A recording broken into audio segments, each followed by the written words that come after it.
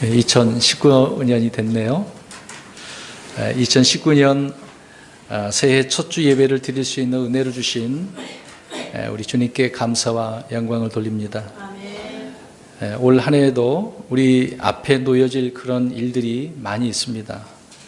이 모든 일들이 주님을 통해서 승리하시기를 바라고, 또한 주님의 그 풍성함이 넘치기를 바랍니다.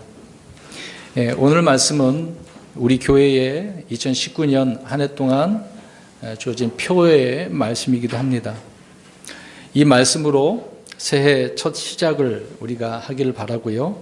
아울러 시작을 했으면 끝이 있어야 되겠죠. 그 끝 마무리도 역시 아름답게 맺어지기를 또한 바랍니다. 이제 이 시작이라고 한다면 그 시작이라고 하는 그 단어가 때로는 우리의 마음을 들뜨게 만들기도 하죠. 뭔가 기대 심리도 있고 소망도 있고 그렇습니다. 그렇다고 해서 이 시작이라고 하는 말이 그냥 좋은 것만 보장되어졌다 그렇게 말할 수도 없습니다. 단지 그 시작을 우리가 어떻게 해야 되는지가 중요한 부분이죠.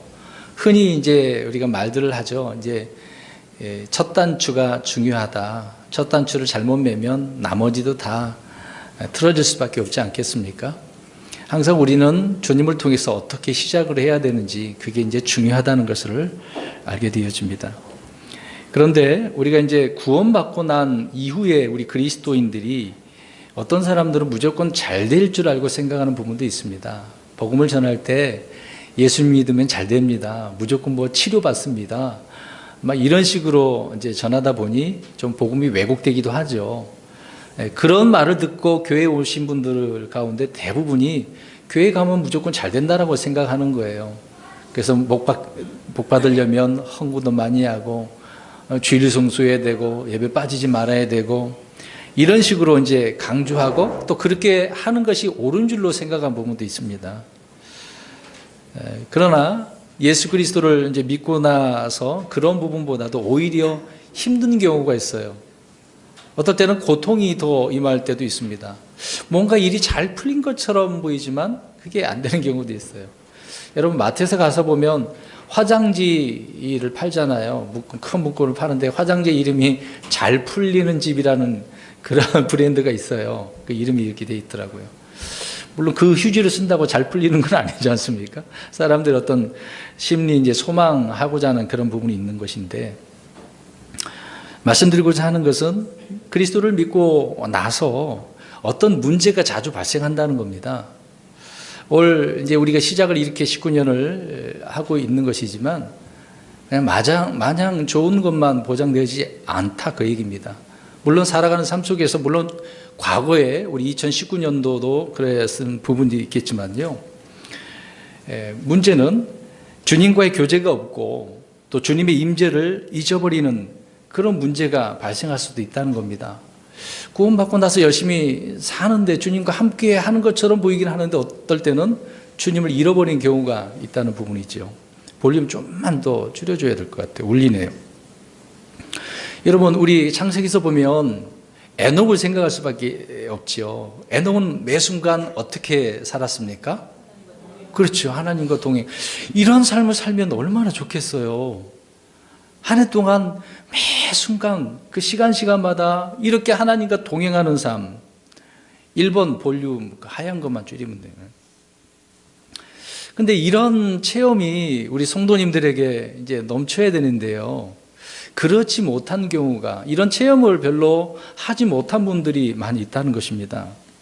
그래서 이런 분들은 이제 이렇게 되어지는 거죠. 그래서 주님을 만나고 싶어 하는 거, 이미 만났는데도 주님과 이런 관계가, 교제가 제대로 이루어지지 못하니까 또 만나고 싶어 하고, 어떤 분들은 주님의 음성을 듣고 싶어요. 여러분 새해 이제 시작이 됐는데 혹시 주님의 음성 들으신 분 있습니까? 갑자기 자는데 막 꿈에서라도 막 그런 생각하는 분들이 있을지도 몰라요. 그래서 음성을 듣고 싶어 하죠. 또 어떤 분들은 주님의 그 살아계심을 체험하고 싶어 합니다. 삶 속에서요. 이런 열망으로 가득 찬 분들이 많이 있는데, 그래서 또 말씀드리지만 또 연초부터 그래서 복 받으려면 잘 되려면 기도원 가잖아요. 부흥회를 참석하려고 하고 새벽 기도나 철야 기도, 대부분 교회에서는 그렇게 할 겁니다. 첫 해니까 시작을 했으니까 바로 그냥 1월 1일부터 부흥회 한 교회도 있을 거고요. 그리고 또 한 달 동안 새벽 철야 기도 뭐 이런 식으로 많이 진행을 하는 부분도 있습니다. 물론 뭐 열심히 하겠다고 하는 부분은 잘못된 건 없겠죠. 근데 목적이 지금 좀 벗어난 부분이 있기 때문에 그런 문제가 있는 거죠. 그래서 많은 분들이 이렇게 기도원도 가고 부흥회를 참석하려고 합니다. 또 여기저기에서 막 불이 내리는 곳이 없나 기웃거리기도 하죠. 불 받으려고. 오늘 이제 첫 주 예배를 이렇게 드리고 있는데 오늘 말씀 듣다가 막 불 받는 그런 경험을 하고 싶은 분들 여기 계십니까? 저에게는 그런 능력이 없네요. 예, 그렇습니다. 나름대로 이렇게 찾아다니는 거죠. 문제는 이러한 상태에 있는 분들이 주님의 임재를 지금 잃어버린 거다, 그 얘기입니다. 근데 우리 사람들은 이렇게 내가 주님을 찾으려고 하지만 성경에 보니 주님께서 어떻게 하셔요? 먼저 찾아오시잖아요. 근데 이렇게 찾아오시고 또 찾아오시고 여러 번 찾아오셨는데도 불구하고 모르는 사람이 있어요. 느끼지는 못한 사람이 있다는 겁니다. 여러분, 주님께서 2019년 새해에 찾아오셨습니까? 안 찾아오셨습니까? 느끼셨나요? 아직 안 찾아오신 것 같은데 그런 분이 있습니까? 잘 말씀을 한번 들어보셨으면 좋을 것 같아요. 우리가 뭐 주님이 찾아오신다는 부분은 많이 성경에 기록되어 있죠. 에덴 동산에서도 주님은 아담에게 찾아오셨고, 또 죄를 지었던 가인, 동생을 죽였던 가인에게 찾아오셨잖아요. 네 동생 어디냐? 막 이런 식으로 찾아오시죠. 아브라함에게도, 모세에게도, 믿음의 사람들에게 다 찾아오시지 않습니까? 그런데 주님을 만난 후에 주님과 지속적으로 교제를 하지 못하고 그분을 찾아도 찾지 못하는 경우가 있다는 겁니다. 이게 뭐 어떤 문제가 생겼기 때문에 이런 문제가 생기는 거죠. 이럴 때는 답답합니다. 괴롭기도 하고, 심지어는 하나님이 막 의심되죠. 말씀이 의심되고, 심각하게는 내가 구원받은 거 맞아? 막 이런 쪽으로 이제 가버리게 되어지는 거죠. 자, 이렇게 주님께서 찾아오셨는데, 그 찾아오셔서 우리를 불러주신단 말이에요. 예를 들어서 아무개야라고 이렇게 불러요. 뭐 아담아 아담아 그렇게 하는 것처럼 여기 계신 우리 성도님들을 불러주신단 말입니다. 그럴 때 그 부름에 성도들은 어떻게 하느냐, 이제 그게 이제 중요한 포인트가 되겠죠. 분명히 주님께서는 저와 여러분을 불러주셨는데 우리는 아직 그 부름에 응답하지 못한 경우가 있을 것입니다. 그러한 주님의 부름에 거절한 성도가 있다는 거죠. 오늘 읽은 2절 말씀 한번 볼까요? 우리 성경을 눈으로만 보시고 제가 읽겠습니다. 그 후반절을 중간에 보시면 나를 위해 문을 어떻게 하라고 그래요?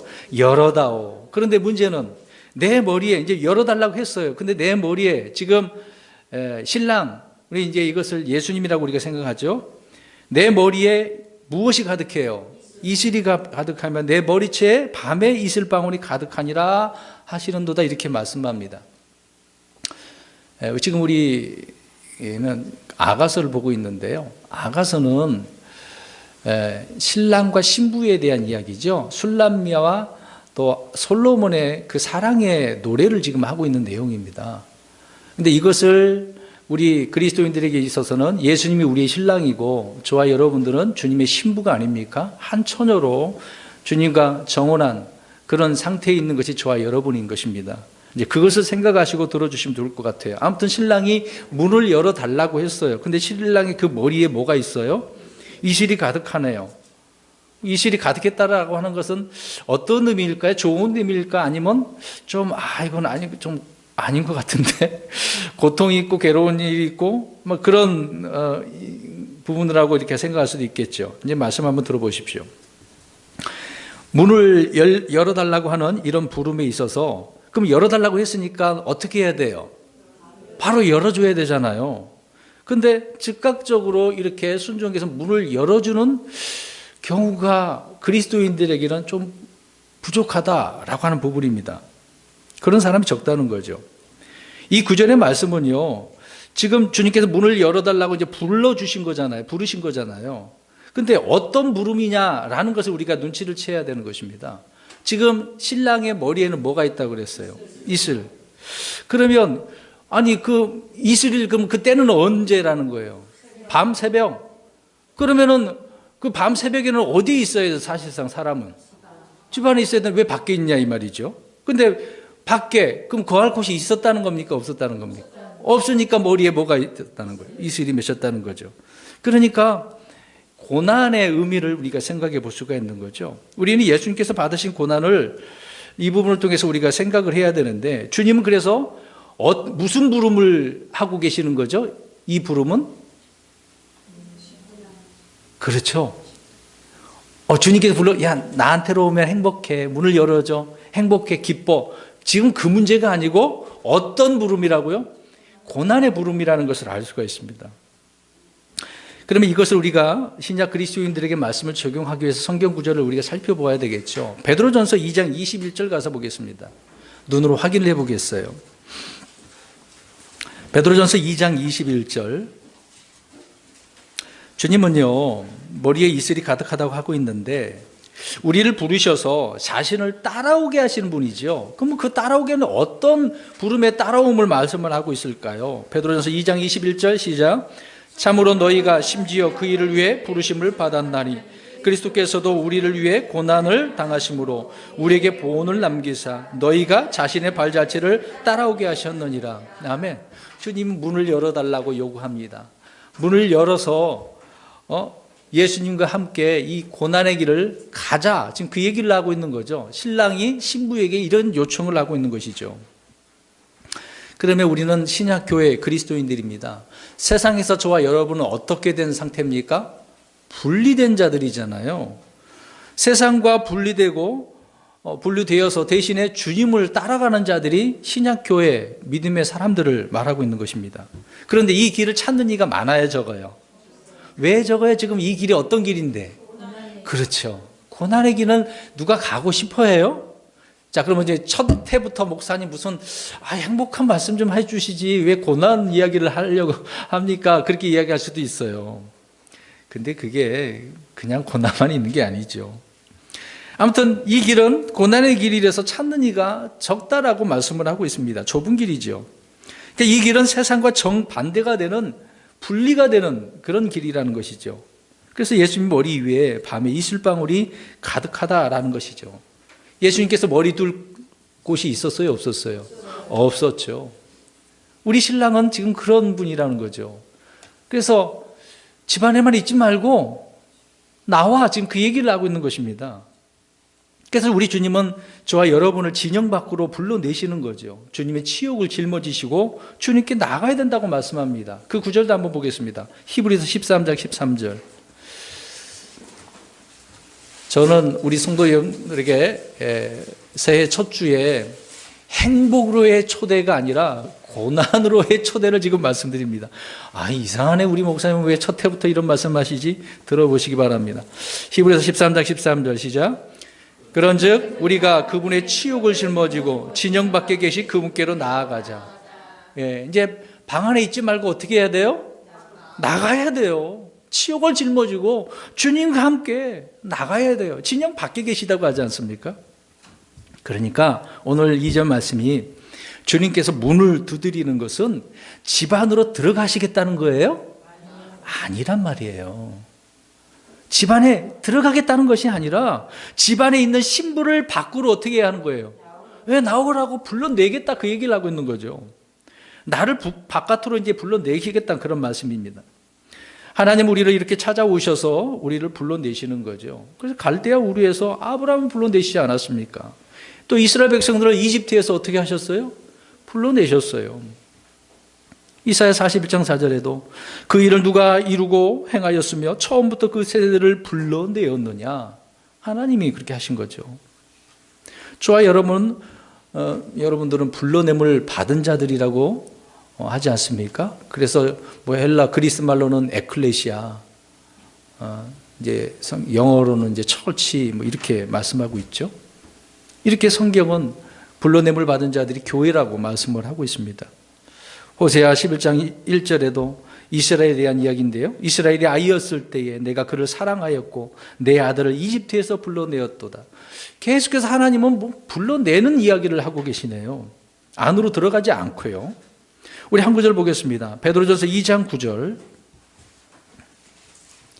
오늘 이 신랑이 신부에게 찾아와서 문을 두드리며 열어달라고 하고 있습니다. 근데 그것을 안에 있는 신부를 불러내고 있는 거죠. 베드로전서 2장 9절 시작. 그러나 너희는 선정된 세대요 왕가의 제사장이요 거룩한 민족이요 특별한 백성이니 이것은 너희를 어둠에서 불러내어 자신의 놀라운 빛으로 들어가게 하신 분께 대한 찬양을 너희가 전하게 하려 하심이라. 아멘. 불러내셔서 이 빛 가운데 있게 해주심으로 그 빛을 드러내게 찬양하게 하도록 이렇게 불러냈다고 말씀을 하고 있습니다. 그런데 문제는 이렇게 주님께서 밖에 서서 문을 두드리고 부르십니다. 그렇게 부르시지만 오늘날 그리스도인들은 어떻게 하고 있다는 거예요? 나가기 싫대요. 듣지 못하고 있는 실정입니다. 문을 콕 들어 잠그고 이불 속에 있죠. 이불 밖은 어떻다? 춥다, 위험하다, 춥다, 막 그런 말이 집 밖은 위험해요. 오늘 아침에도 새벽에도 아침에 한 6시 반, 7시에 일어나야 되는데 추우니까 일어나기 싫더라고요. 추우니까. 아무튼 오늘날 많은 그리스도인들이 주님의 부르심에 응답하지 못하고 있는 실정을 보게 되어집니다. 그러면 우리 이제 3절을 읽어볼까? 오늘 본문의 5장 3절. 그러면 여인은 지금 방 안에 있고 문 밖에서 우리 신랑 대신 우리 주님이 있죠. 3절 시작. 내가 옷을 벗었으니 어찌 그것을 입으리요? 내가 발들을 씻었으니 어찌 그것들을 더럽히리요? 자, 이 3절 읽어보니 어떻습니까? 이미 지금 어떻게 하고 있어요? 옷을 벗었네요? 발은 어떻게 해요? 그러니까 하루 종일 뭔가 하다가 이제 집에 들어와서 어떻게 하고 있어요? 쉬고 있는 거예요. 이제 밤이니까 자고 있다, 이제 그렇게 표현이 되겠죠. 이렇게 주님께서 부르시고 문을 두드리고 있는데 문을 열지 않고 있습니다. 그 이유가 금방 말씀드린 것처럼 옷을 벗었고 발들도 다 씻었는데 다시 입고 나가기가 귀찮고 또 나가게 되어지면 발이 어떻게 되니까? 더러워지니까. 자, 이런 상황에서 어딜 나가? 이제 그 얘기를 하고 있는 거죠.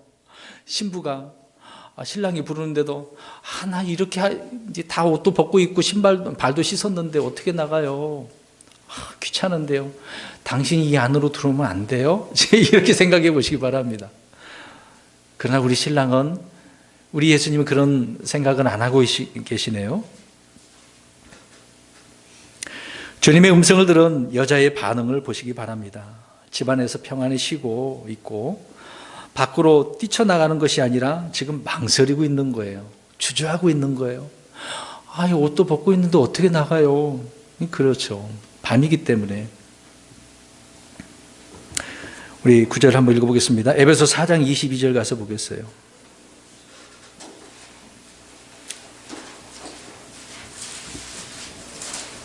에베소 4장 22절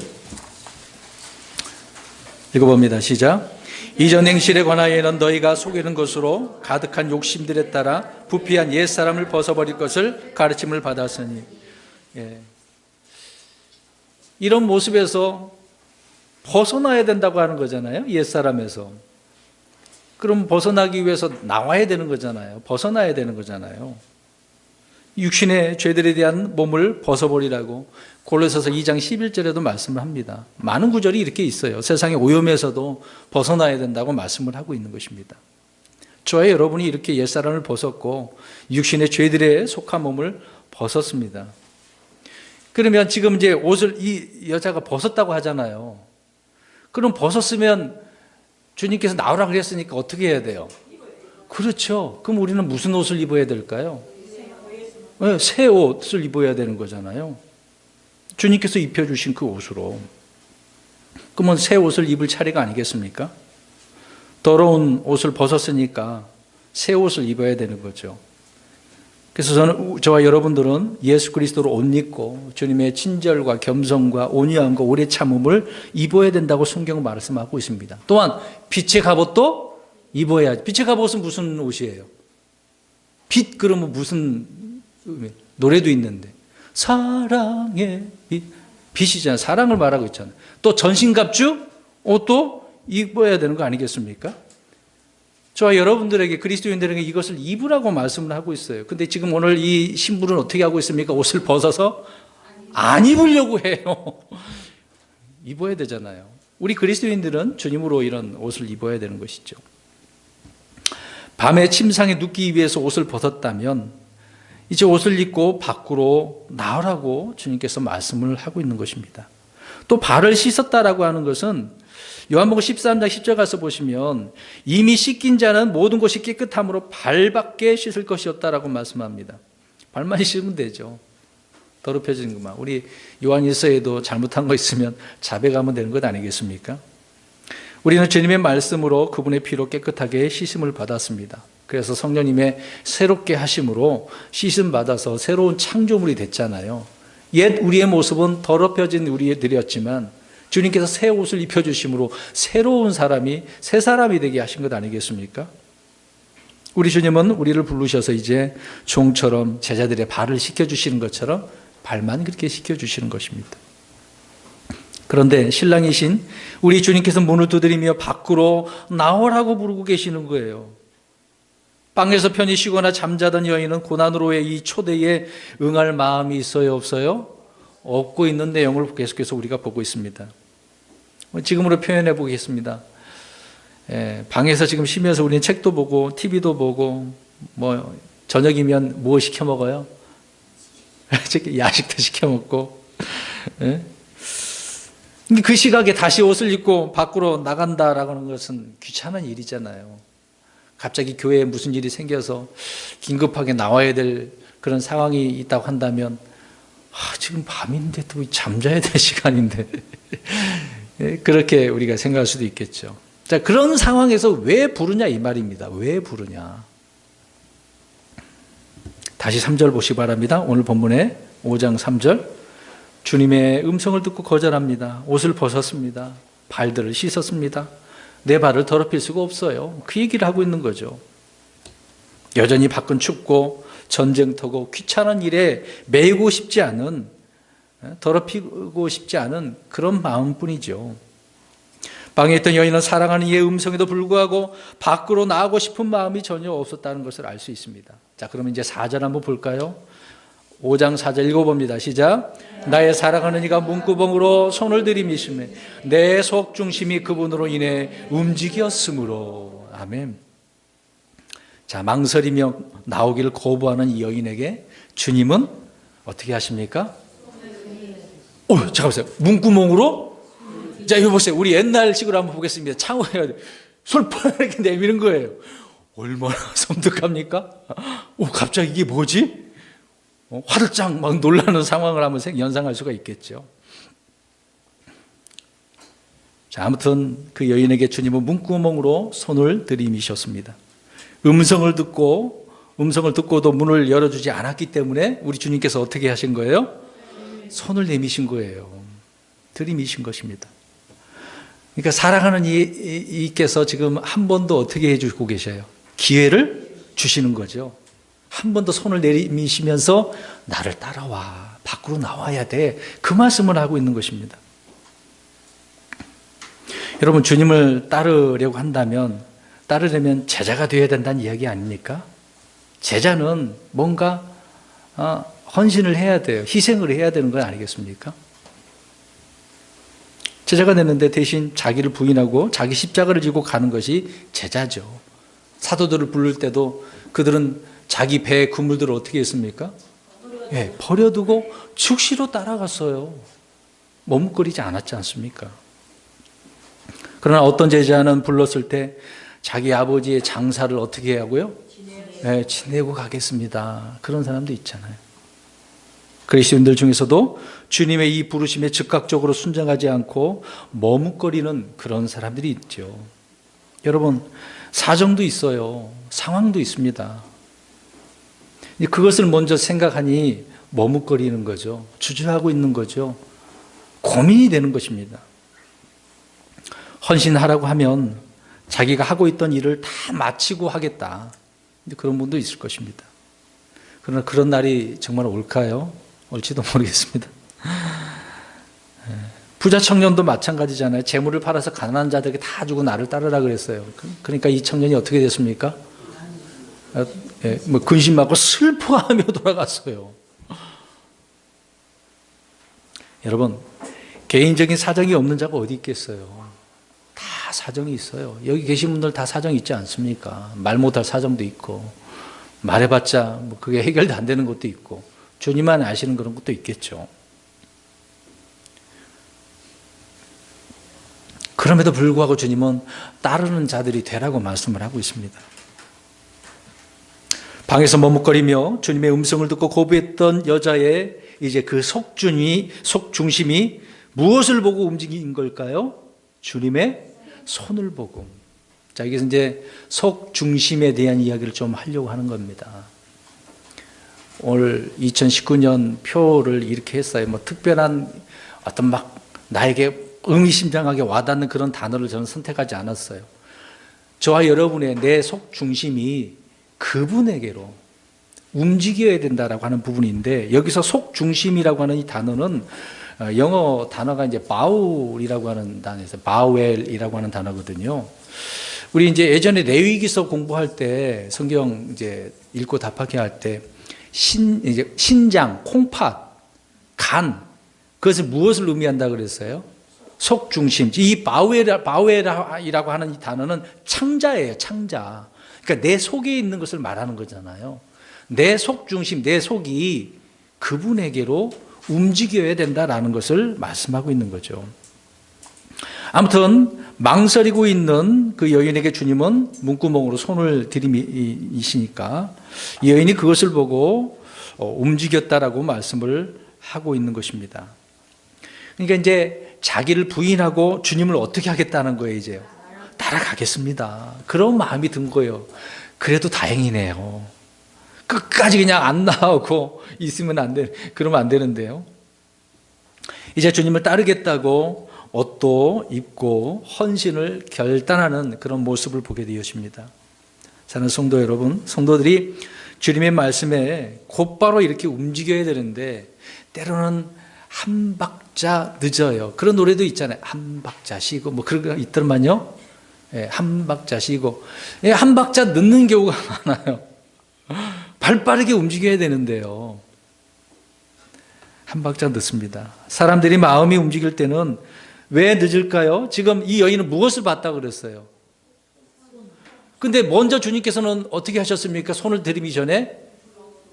그렇죠. 주님의 음성, 말씀 불러주셨잖아요. 주님의 음성을 듣고 나가야 되는데 이 여인은 지금 어떻게 해요? 손을 보고 나갔잖아요. 그러니까 뭔가 보여줘야 된다는 이야기 아닙니까?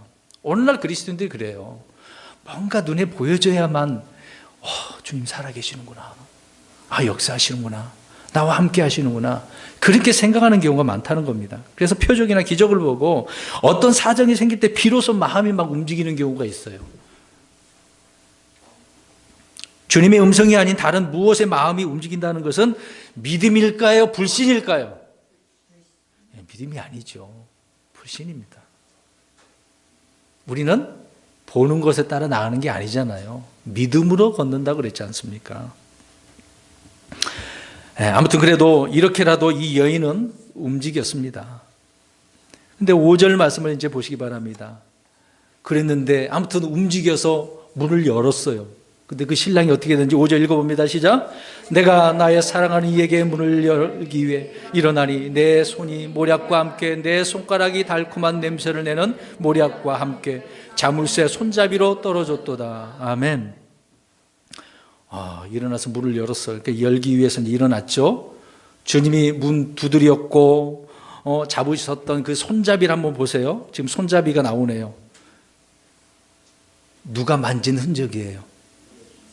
우리 주님이, 신랑이 만진 그 흔적이 거기에 딱 묻어 있어요. 그 흔적이 뚜렷하지 않습니까? 나를 부르시기 위해서 만진 흔적이잖아요.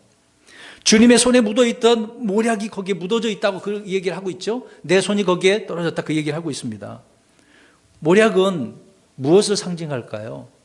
동방의 지혜자들이 와서 주님 앞에 3가지 헌물 중에 이거 하나 아닙니까? 선물로 드렸잖아요. 이 모략은 어떤 것을 이야기할까요? 약초인데 이 고통, 고난을 상징하는 것입니다. 앞에 이야기했잖아요. 우리 2절 할 때 주님 무슨 부르심을 하고 계신다고요? 고난으로. 모략이 바로 그거예요. 그 흔적이 지금 남아있는 거 아닙니까? 십자가의 피에 흘린 그 흔적. 그래서 이 여인의 그 손이 그 자물쇠 손잡이를 자기 손이 어떻게 됐대요? 떨어졌도다. 자기도 거기 흔적이 묻어 있는 거죠. 이것을 생각해 보면 우리 그리스도인들 역시 주님의 이런 흔적을 우리가 가지고 있어야 되고 세상에 드러내야 되지 않겠습니까? 주님의 그 어떠하심이 어떤 부분인지를 우리가 삶 속에서 드러내는 것이죠. 우리 예수님은 문 밖에서 말씀만 하는 것이 아니라 문 구멍에서 손을 들이미시고 또 자신의 발자취를 그대로 남겨주셨다는 겁니다.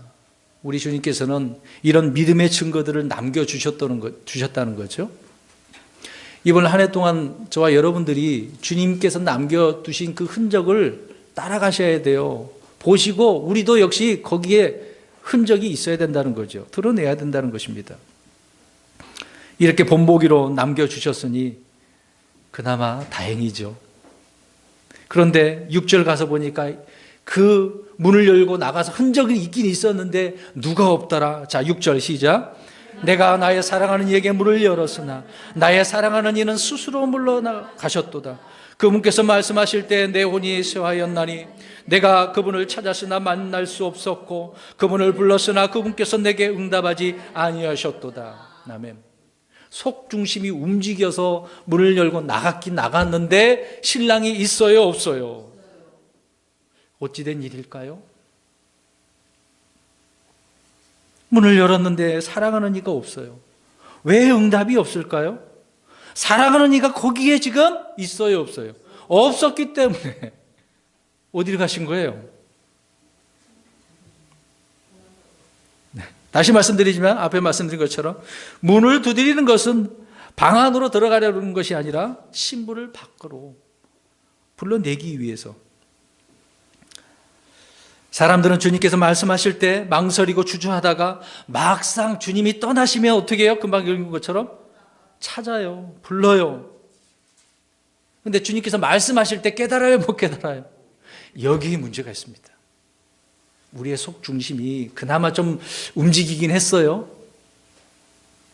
근데 중요한 것은 음성을 듣고 움직여야 되는데 어떤 보이는 현상에 상황에 따라 움직이려고 하니까 그런 상황 가운데 주님은 어디로 가버리신 거예요? 자, 보겠습니다. 우리 욥기서 33장 14절 가서 보겠습니다. 여러 번 말씀드렸던 부분인데 올 한 해도 이런 부분입니다. 저와 여러분들의 삶 가운데 갑자기 주님의 임재를 잃어버렸어. 막 응답이 없어. 주님이 막 안 계신 것 같아. 왜 그랬는지 한번 보셔야 돼요. 그 원인을 우리가 해결을 하고 나가면 올 한 해는 문제가 해결되어집니다.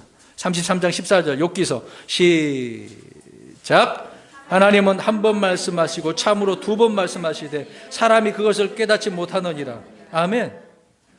문 밖에서 두드렸잖아요. 열어달라고. 손까지 그냥 들이매시게 했는데 늦었어. 한 박자 늦었네요. 그만 읽은 대로 한 번 말씀하시고 두 번 말씀하셨는데 깨닫지 못했다. 자, 이것은 구원의 문제가 아니라 주님과의 영적인 교제의 문제다. 자, 우리 따라서 합시다. 영적인 교제의 문제. 주님과의 교제가 지금 안 된 거예요. 말씀하셨을 때.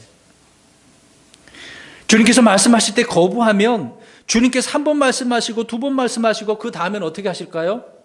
네, 물러가셔요. 물러나신 후에는 그러면 우리가 이제 아무리 주님을 찾아도 불러도 소용이 없죠. 그때는 늦은 거예요. 그때는 늦으리. 자, 옆 사람 찾아보시고 시작. 그때는 늦으리. 네, 그때는 늦는 거예요. 주님이 떠나가고 안 보이실 때 아무리 찾아도 소용없는 거잖아요. 영적인 교제의 문제입니다.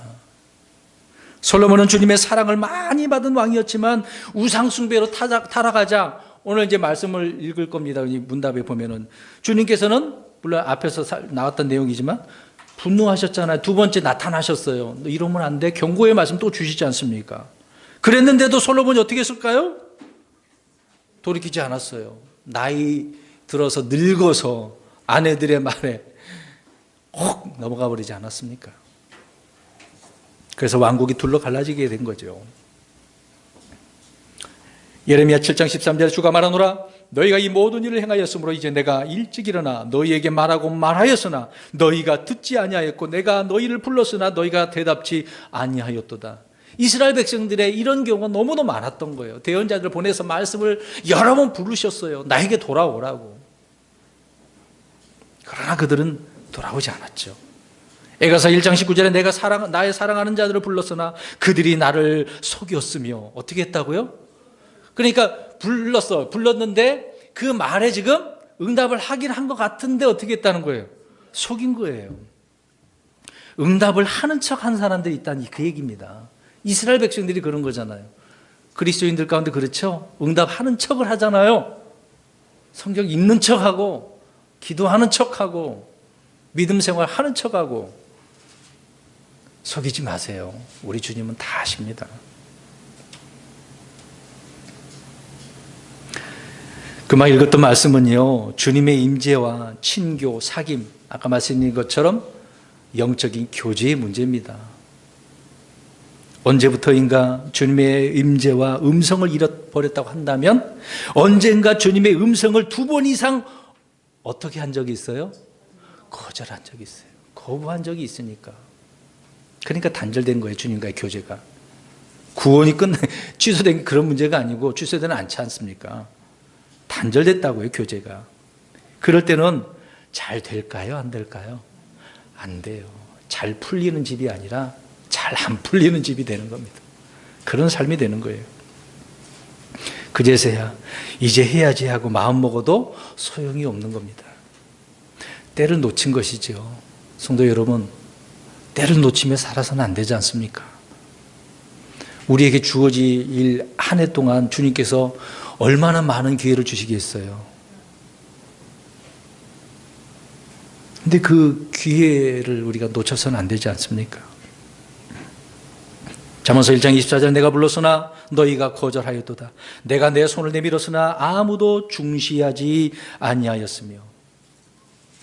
중요하게 생각을 하고 바라보고 응답해야 되는데 안 됐다지 않습니까?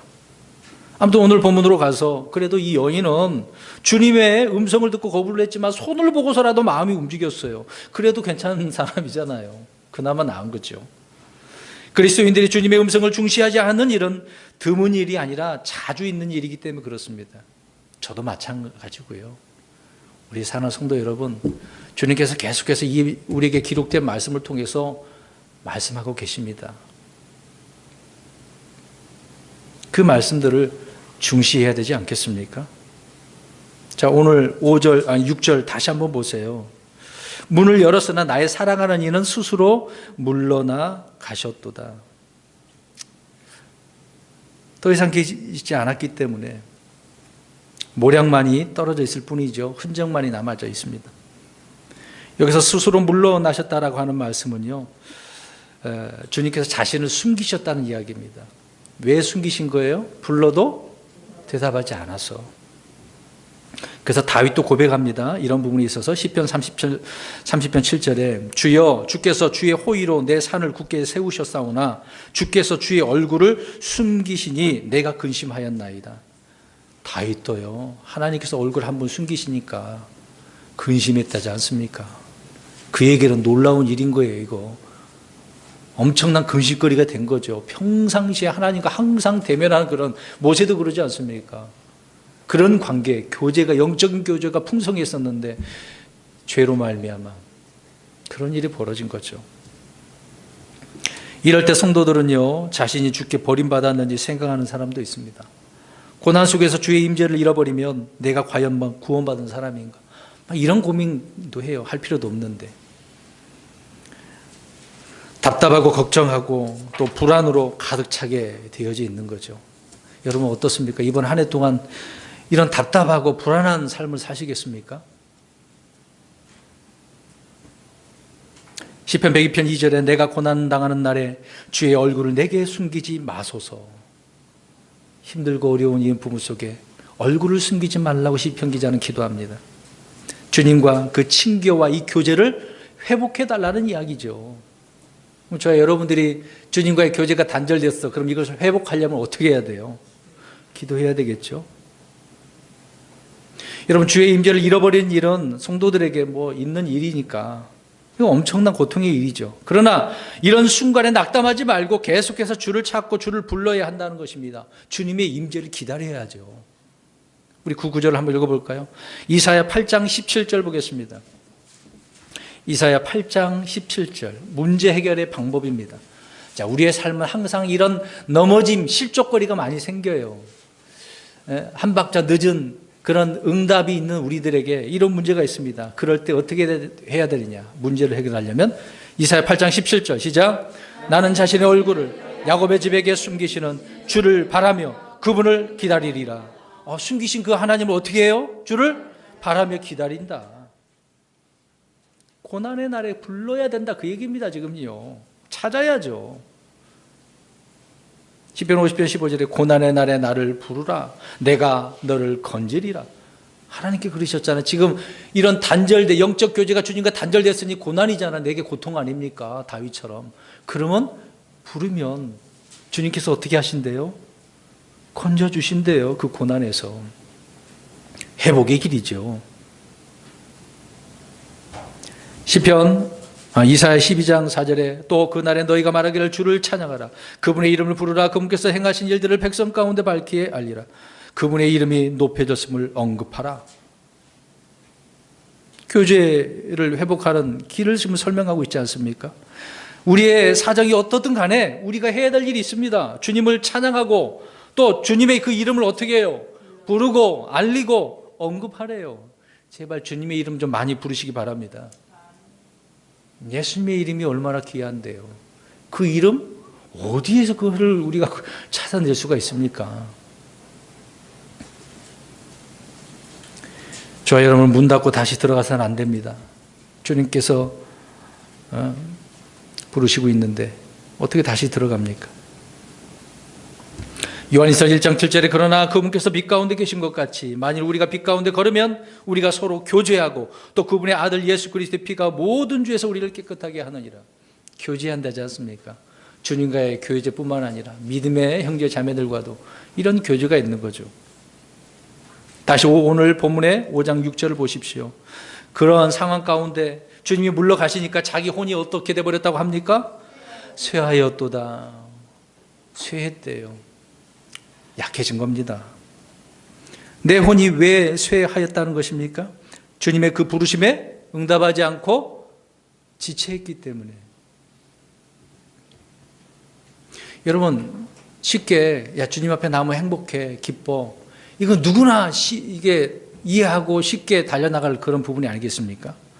그러나 고난으로의 그 부르심은 언제나 사람들이, 그리스도인들이 거절하기 마련이라는 거죠. 고난 중에 성도가 주의 임재를 잃어버리면 듣는 그 말씀마다 어떻게 들려질까요? 이 힘든데 그 주님의 말씀이 기쁨으로 다가오는 게 아니라 오히려 고통스럽고 힘들어요. 더 주님 이렇게 고난 가운데 있는데 이 고난 중에 부르기만 하라고요? 주님의 이름을 알리라고요? 무슨 소리입니까? 지금 이 문제가 당장 시급한데. 그 말씀이 지금 막 괴로워지는 거죠. 그때는요. 말씀이 힘과 기쁨을 주는 것이 아니라 오히려 혼을 쇠약하게 만드는 거예요. 늦어서 그래요. 늦어서. 그럴 때 성도님들 어떻습니까? 일요일날 교회에 나와서 이 말씀을 들을 때 설교의 말씀이 어떨까요? 들어도 몸이 건조해 마음에 와닿지 않아요. 짜증이 나죠. 예배를 드려도 감동이 없습니다. 새해 첫 주 이렇게 나오셨는데 어떤 마음을 가지고 나오셨는지요? 지금 말씀을 들으시면서 그냥 한 귀로 듣고 흘려보내시고 있습니까? 그 말씀 구절처럼 내가 그분을 찾아서는 만날 수 없었고 그분을 불렀으나 그분께서 내게 응답하지 아니하셨도다. 이런 체험은 지금 믿음의 사람들에게 많이 있어요. 자주 있습니다. 아무리 기도해도 아무런 응답이 없다는 고백은 사울왕이 고백합니다. 블레셋 사람들을 보고 막 두려워서 기도하죠. 응답이 없어요. 왜 그래요? 그 문제를 사무엘상 28장 5절 6절에 두려워하고 기도를 했습니다마는 주님께서 꿈으로도 우림으로도 대언자로도 대답하지 않았어요. 왜 그래요? 예, 주님의 말씀을 중시 여기지 않았죠. 경히 여기고 자기가 하고 싶은 대로 하고 그런 응답이 없죠. 사울 왕은 죄와 불법으로 인해 주님과의 교제가 멀어졌고 마침내 완전히 주님과의 교제가 끊어지고 말았던 겁니다. 그것도 모르고 계속해서 찾아다니네요. 심지어 무당 찾아가잖아요. 여기 계신 분들 올 연초에 운세 보려고 무당한테 가신 분 있습니까? 그건 어리석은 일이죠. 자, 이런 고백을 욥도 합니다. 우리 구절 한번 볼까요? 23장, 욥기서 23장 8절 9절 두 구절 한번 보겠습니다. 욥기서 23장 8절 9절 너무 빨리 하나요? 욥기서 23장 8절 9절 욥도 이런 고통이 있었네요. 시작. 보라, 내가 앞으로 나아가고 그분께서 거기에 계시지 아니하고 뒤로 나아가도 내가 그분을 감지하지 못하며 그분께서 왼쪽에서 일하시나 내가 그분을 바라볼 수 없고 그분께서 오른쪽에 숨으심으로 내가 그분을 볼 수 없도다. 전후 좌우가 주님은 어디에든지 계시긴 하는데 자기 자신은 지금 못하는 거죠. 근데 욥은 죄를 지어서 이런 문제가 생겼습니까? 아니잖아요. 사울은 죄를 져서 그렇다 치더라도 욥은 사탄에 의해서 지금 의로운 자가 핍박받고 있는 거지 않습니까? 그런데도 불구하고 욥은 이런 주님과의 교제가 단절된 이 상태를 이야기해 주고 있는 거죠. 이랬던 욥이 그 다음 10절에 어떻게 되어집니까? 시작. 그러나 내가 가는 길을 그분께서 하시나니 그분께서 나를 단련하신 뒤에는 내가 금같이 나오리라. 뭔가 좀 깨달았네요. 이제 문제가 생겼습니다. 이제 오늘 본문으로 가십시오. 5장 7절 보십시오. 이제 두 구절 남았습니다. 자, 문을 열고 나갔어. 주님 현재까지 있어. 문제는 7절에 이제 찾아다니면서 누구에게 이제 요청을 해요. 근데 문제가 생겼습니다. 읽어봅니다. 시작. 도시를 도는 바수꾼들이 나를 만나며 그들이 나를 쳐서 내게 상처를 입혔으며 성벽을 지키는 자들이 내게서 내 너울을 빼앗아갔도다. 문제가 생겼네요. 지금 바수꾼들에게도 갔고 성벽을 지키는 자들에게 갔어요. 이들은 누구예요 지금요? 군인이잖아요, 군인들. 근데 이들에게 지금 내 사랑하는 이 봤어요? 혹시 어딘지 봤어요? 물어봤는데 어떻게 했어요? 쳐버렸네. 그래서 상처를 입혔어. 그리고 무엇을 빼앗아 갔어요? 노를 빼앗아 간대. 여러분, 이런 문제가 생기네요. 저 여러분들이 이제 그리스도인으로서 나아가고 있습니다. 주님과 이 고난의 길을 가고 있는데 이 길을 주님과 이 사랑의 관계를 싫어하는 시기하는 자들이 있네요. 그들이 어떻게 한다는 얘기입니까? 상처 입히고 빼앗아가네요. 한 해 동안 그렇습니다. 주님을 통해서 우리가 많은 은혜도 받겠지만 악한 자들은 내버려 두지 않아요. 주님의 부르심의 응답을 그래도 우리는 하고 나갑니다. 넘어져도 일어서고 나갑니다. 문제는 이런 악한 자들이 우리를 괴롭힌다는 거죠. 상처를 입고 노후를 빼앗긴 이 여인. 오늘날 이 신약교회가 세상으로부터 얼마나 핍박을 받습니까? 머지않았죠? 한국도요. 여러분, 파수꾼은 영적으로 말한다면 대언자들을 말하는 거거든요. 이 대언자들이 깨어 있어야 되고 지켜야 하고 목소리도 외치고요. 전쟁이 터지면 경고의 나팔도 불러야 돼요. 그러한 자로 하나님께서는 에스겔 대언자를 세워줬다고 33장 7절에 말씀하고 있지 않습니까? 그런데 백성들이 어떻게 해요? 그렇게 했는데도 귀를 기울이지 않은 거죠. 오늘 본문의 7절에 여인은 파수꾼들에게 물어보았지만 길을 안내해 주는 것이 아니라 그녀를 붙들고 쳐버렸어요. 신약에 와서 누구를 이야기할 수 있습니까? 바리새인? 사두개인? 율법사들? 그렇죠. 근데 너울을 빼앗아 갔다고 이야기합니다. 노을은 우리나라 말로 지금 노을 그랬는데 영어로는 베일. 옛날에 뭐 우리 강대상에 보면 옛날 개신교에 보면은 무엇이 있어요? 휘장이 있잖아요. 대부분의 옛날 교회들은 휘장을 했었습니다. 지금은 이제 거의 없죠. 커튼 같은 거 해놓죠. 베일이에요, 베일. 휘장, 베일, 노을 같은 단어예요. 우리나라 말로는 지금 노을, 지금 그 개인에게 대한 이야기니까 노을, 이 여인이니까 남자들에게 보이면 돼, 안 돼요? 항상 쓰고 있는 거잖아요, 머리에다가. 이거를 지금 빼앗아 갔다고 이야기하고 있습니다. 근데 이 베일은 뭔가를 덮고 분리하는 것을 말하고 있는 거잖아요. 휘장이 분리하는 거지 않습니까? 그 휘장 안으로 들어갈 수 없게 해놨기 때문에. 그러니까 저와 여러분들에게, 이 그리스도인들에게 있는 특징이 있는 거죠. 이 여인에게 지금 이 특징이 있는 이 노을이라고 하는 것을 빼앗아 갔으니까 세상과 분리해야 되는 그런 요소들이 저와 여러분에게 있지 않겠습니까? 근데 그렇게 하지 못하도록 빼앗아 갔대요. 바르게 살지 못하도록, 그리스도인으로 살지 못하도록 여러 가지로 이것을 빼앗아 간다는 겁니다. 그래서 세상은 야, 교회는 항상 배타적이니까 그러지 마. 무슨 배타적인 그런 마음을 갖냐. 하나가 돼야지.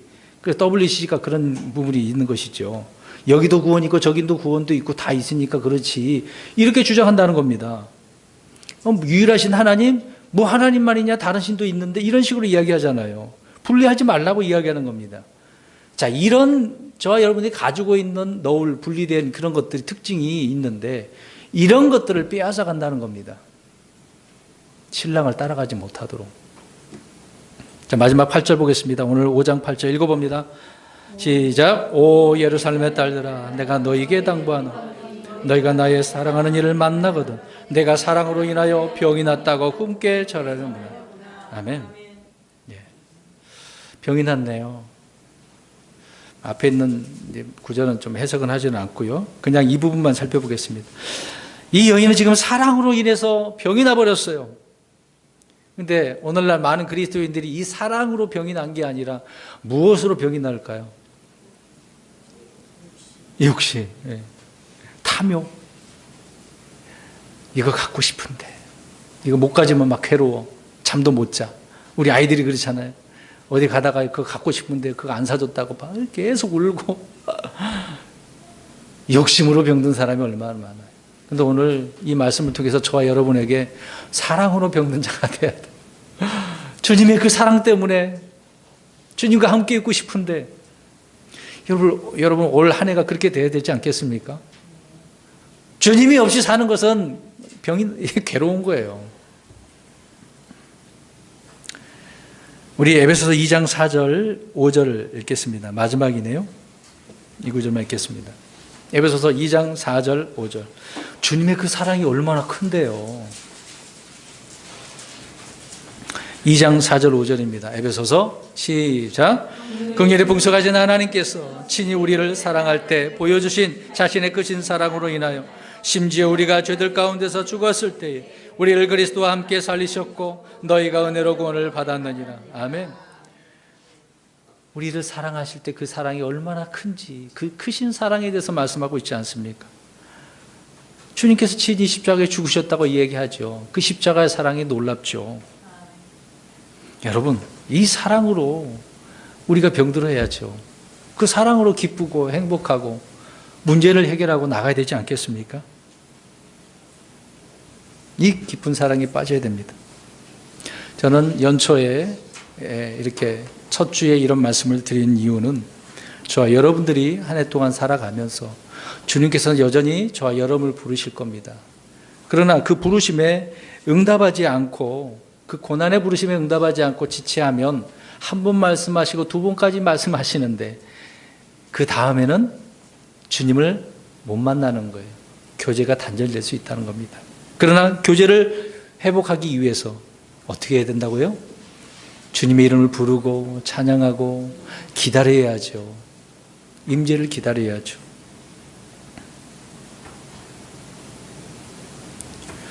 여러분, 지체하시면 안 됩니다. 즉각적으로 말씀에 응답하셔서 즉각적인 순종의 삶을 살아가는 저와 여러분 되기를 바랍니다. 2019년도가 그렇게 되어서 정말 큰 은혜가 넘치고 우리의 속 중심이 오직 주님에게만 그렇게 있는 저와 여러분 되시기를 주의 이름으로 축원합니다. 기도하겠습니다.